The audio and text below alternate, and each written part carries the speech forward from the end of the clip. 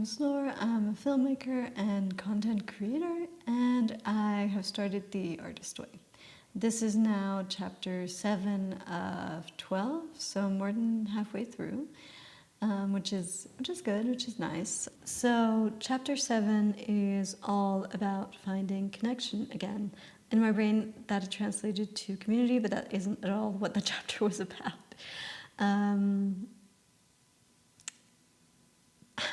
Yes, I have been away for a little bit. I was busy and I kind of had to let go a little bit of The Artist Way. I've still been reading the chapters, but I just haven't had the mental space or time to actually film and edit the videos. Anyway, I'm back.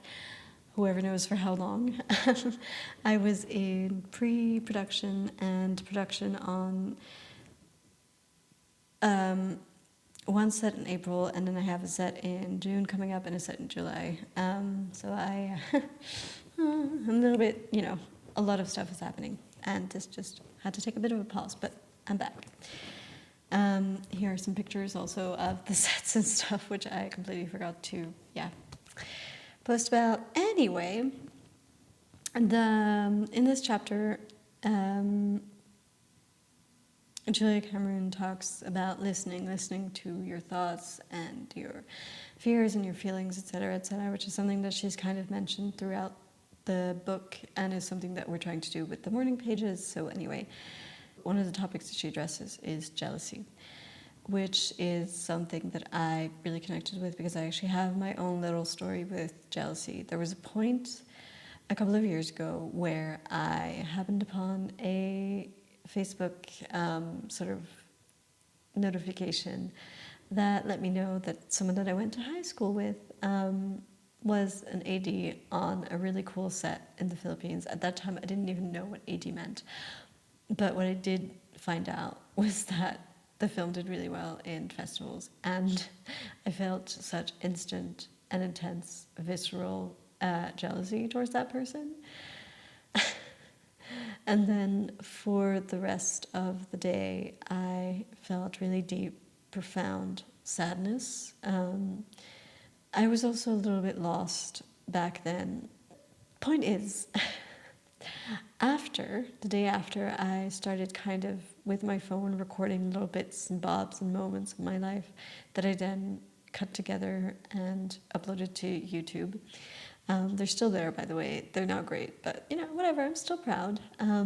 That then led to me making little visual poem videos. And then, bit by bit, that turned into scripts, and that turned into me finally applying to film school. Now, I know that, this isn't a possibility for everyone, but my point is that uncomfortable emotions like jealousy, like fear, like anger can sometimes be really, really good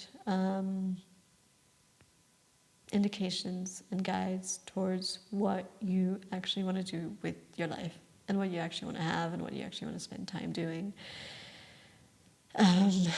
For me in particular, I figured out that I wanted to make movies. I figured out that I wanted to be creative. And I think part of it was it was always there. This just really pushed me into action. The set that I was on, and the main reason that I haven't filmed because I had to recover, is that it was a great set, by the way. Like the story was really interesting. But I had to make food for 20 plus people. And that was a lot. It required a lot of planning, a lot of logistics, a lot of time and energy, but I learned a lot. However, I did one of those days get negative feedback from the director, and it was necessary, and I find feedback to be really important even when it is negative. But it was difficult for me to receive that feedback, and it really did have an impact on my motivation. So yeah, it's important to show up, but showing up is definitely not always easy. So yeah, if you've ever showed up and messed up and then had to continue showing up, well, I feel for you, and yeah, that shit is hard. So pat yourself in the back if you've had to do that.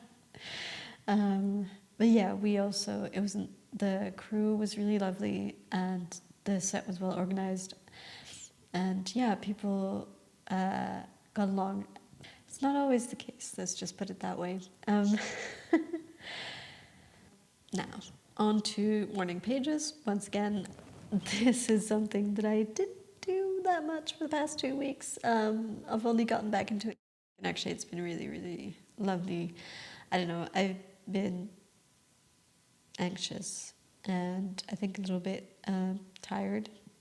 So the morning pages have really helped me to just get some of the gunk in my brain and make sure that my priorities are there, and to not just get frustrated with certain people.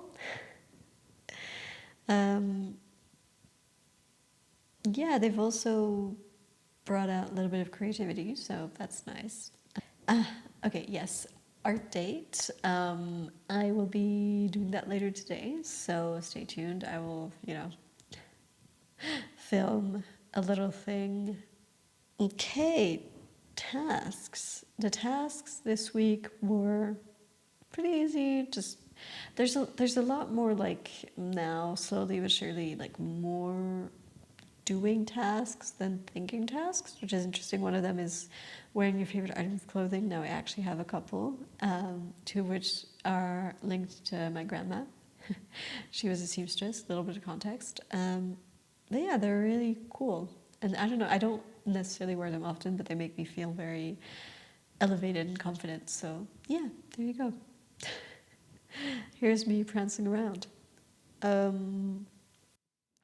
And then, yeah, favorite topics to read about was another task. And I realized that I didn't really have a type of reading. It was more about, like, if I connect to the work, and if for whatever reason, then I love reading it. But there are a couple of topics that I do tend to gravitate towards. So, for example, like sexy banter between two smart characters, love it. Stories set in time periods or settings that I don't know very well, or yeah, like time periods that haven't often been explored, or settings that are unusual, I love. I am a bit of a sucker for enemies to lovers stories. Don't know why. And then also, I love women's stories and stories about women's experience in general, complex female characters, women interacting with each other. And yeah, I mean, of course, like, I love evocative stories with rich texture and flavor. There are also some of the books that I have kind of stayed with me, the ones that are kind of unusual and they make me feel like I'm floating. I'm thinking of, like, Haruki Murakami stuff, or like these little novellas that have, like, a very literary, sort of slightly poetic, fantastical feel to them. Love it. Okay, creative affirmations. Rest and relaxation, creative rest, mental rest, physical rest are necessary, and actually positively contribute to creativity, but also your life in general. Mental health and physical health are non-negotiables. Once you lose them, you cannot get them back, so defend that shit. It is okay for you to defend your space and your time, and especially your rest and your boundaries, despite the noise. I don't care what everybody else is doing. I don't care if they're on set, la-di-da-di-da. No, you need rest. You get your rest, please. Rest and isolation are necessary for creativity, and it is okay for you to defend them despite the noise. Thank you so much for watching this video. If you liked it, don't hesitate to give it a like, comment, and subscribe even. Yeah, see you in the next one, which is chapter 8, and it's all about recovering a sense of strength. So yeah, stay tuned. Mwah.